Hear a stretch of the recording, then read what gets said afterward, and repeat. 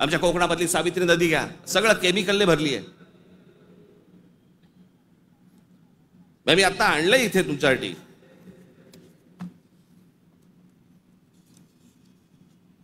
देशभरात एकूण 311 नदीपट्टे म्हणजे पॅचेस असे आहेत जे प्रदूषणामुळे धोक्याच्या पातळीवर असून त्यात महाराष्ट्रातील तब्बल 55 नदीपट्टे प्रदूषित आहेत. याच्यामधल्या सर्वात प्रदूषित असलेल्या नद्या, सर्वात प्रदूषित म्हणजे उल्हास नदी, मिठी नदी, मुळामुठा, सावित्री, भीमा, पवना, कान्हा, तापी, गिरणा, कुंडलिका, दारणा, इंद्रायणी, नीरा, वैनगंगा, चंद्रभागा, मुचकुंडा, घोड, तितूर, रंगवली, वर्धा, कृष्णा, पाताळगंगा, सूर्या, वाघूर, ढोरणा या नद्या पात्रांमध्ये पाणी हे अत्यंत वाईट आहे. हे माझा रिपोर्ट नाही आहे. तर भातसा, पेडी, मोर, बुराई, वेल, पांझरा, सीना, काळू, वेण्णा, कोयना, पांझरा, पैनगंगा, पूर्णा, उरमोडी, कान या नद्यांच्या पात्रामध्ये पाणी वाईट आहे. त्या नद्यांच्या तुलनेत मुंबईमध्ये 5 नद्या होत्या, 5 नद्या, कदाचित अनेकांना माहिती पण नसतील. त्यातल्या 4 मेल्या. मेल्या म्हणजे मारल्या. सांडपाणी, झोपडपट्ट्या आणि या सगळ्या गोष्टींबद्दल त्या 4 नद्या मेल्या आणि 5वी ही आता मरायला आली आहे. ती म्हणजे मिठी नदी. आत्ताची मिठी नदीची काल मी शूट करायला सांगितलंय. काल मी अगोदरचं पण दाखवत नाहीये, मी कालचं दाखवतोय. मुंबई मधली 5वी एकमेव राहिलेली नदी, त्याची काय अवस्था एकदा बघा.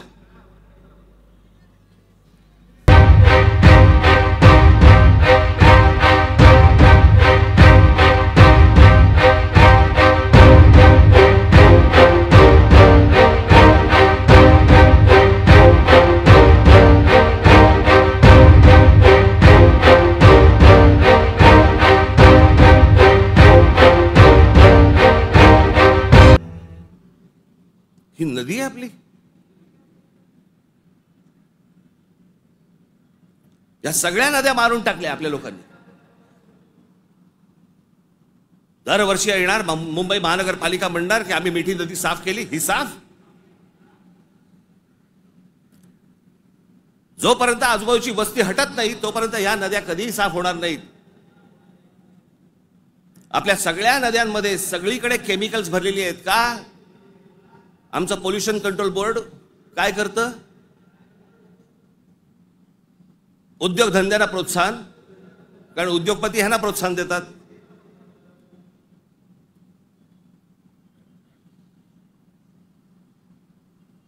जे म्हणून आपल्याकडचे नैसर्गिक स्रोत आहेत आपण ते बंद करायचे आणि त्याच्यानंतर त्याच्यावरती बोलल्यानंतर तुमचा धर्म आडवा येणार.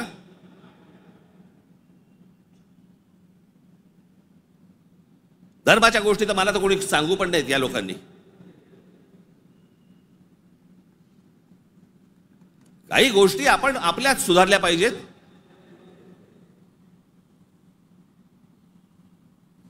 मी मागे हा एकदा विषय बोललो होतो. तो विषय बोलल्यानंतर मी एकदा नांदेडला होतो. नांदेडच्या गुरुद्वारामधले जे तिकडचे जे काय म्हणतात त्यांना, आता मला त्यांना काय म्हणतात मला माहिती नाही. आपल्या भाषेत सांगायचं म्हणजे काय, तिकडचे गुरुजी असतील. आणि त्यांनी मला सांगितलं की आपने जो कहा वो बहुत ठीक कहा. काय म्हणालो होतो मी?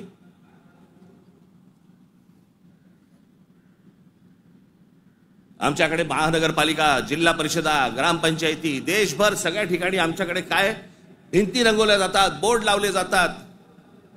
झाडं जगवा, झाडं वाचवा.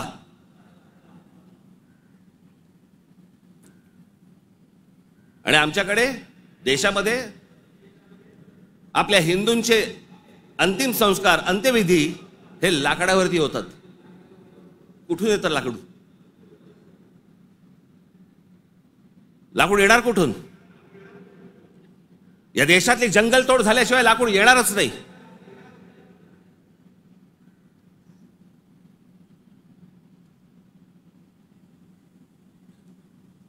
आणि ह्याला पर्याय म्हणून काय त्या इलेक्ट्रिक विद्युत दाहिनी आल्यात ना. काही जण असतात कर्मठ, नाही विद्युत दाहिनी नाही, आमच्या परंपरेनुसार. का? विद्युत दाहिनी केल्यावरती काय कल्याणला उतरवतात?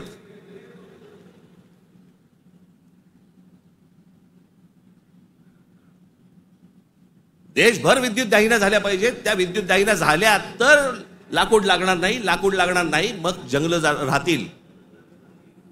आमचे पंतप्रधान नरेंद्र मोदी मागे एकदा जंगलात गेले होते फिरायला, कोणतरी एका परदेशी माणसाबरोबर.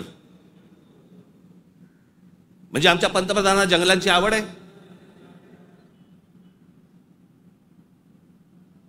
मग ते त्या अंबानीच्या कुठेतरी त्या जामनगरला गेले, वनतारा का तंतारा काहीतरी. म्हणजे त्याला प्राण्यांची आवड आहे. मग प्राण्यांची आवड असेल तर जंगल जगवली पाहिजे. जंगल हे आपलं मुंबईचं नॅशनल पार्क आहे ना, हे नॅशनल पार्क संजय गांधी राष्ट्रीय उद्यान पवईपासून सुरू होतं, घोडबंदर पर्यंत तिकडे थांबतं. एवढं मोठं राष्ट्रीय एक काय नॅशनल पार्क एखाद्या शहराच्या मध्यात जगाच्या पाठीवर कुठेही नाही.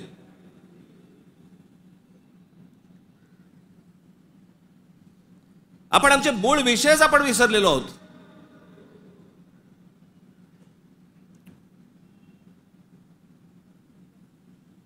आमच्याकडे फक्त जंगलतोड सुरू आहे. म्हणजे आता मी तुम्हाला फक्त भारताचा जन्म मृत्यूचा आकडा फक्त सांगतो. जन्म मृत्यूचा आकडा म्हणजे लाकडं किती लागत असतील विचार करा, म्हणजे जंगलं किती तोडली जात असतील याचा विचार करा.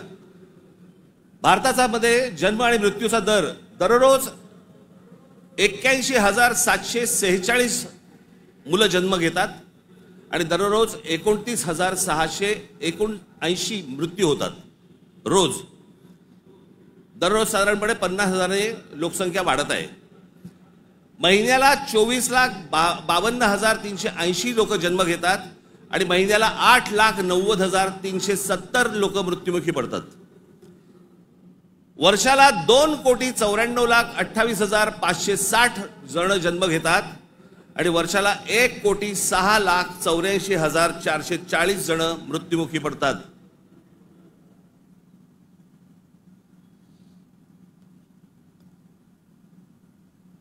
आपण एका बाजूने बोंबलायचं, आमच्याकडे दुष्काळ पडलाय, आमच्याकडे पाणी नाही. मराठवाड्यातल्या अनेक ठिकाणी 7-7 दिवस पाणी येत नाही. भारतामधल्या अनेक जिल्ह्यांमध्ये तिथे पाणी येत नाही. आम्ही पाणी येत नाही, सगळ्या गोष्टी होत नाही म्हणून बोंबलत बसायचं आणि आपणच ऱ्हास करायचा या गोष्टींचा.